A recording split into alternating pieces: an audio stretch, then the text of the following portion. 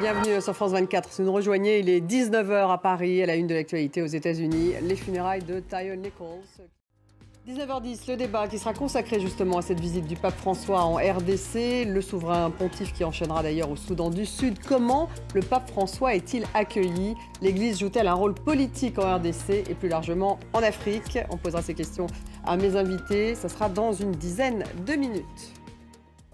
Direction tout de suite les États-Unis où les funérailles de Tyre Nichols, victime de violences policières, ont lieu à Memphis en présence de la vice-présidente Kamala Harris.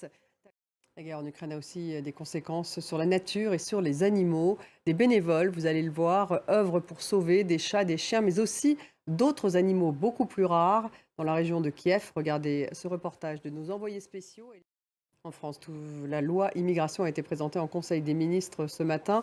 Un texte qui prévoit des mesures pour faciliter les expulsions des étrangers dits délinquants. C'est aussi une réforme du droit d'asile et il y a aussi un volet intégration avec la régularisation de travailleurs sans papier dans les métiers dits en tension.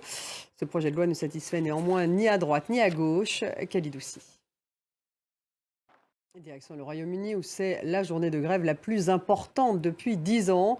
Dans l'ensemble du pays, ils sont 500 000 à battre le pavé, enseignants, cheminots ou encore agents publics.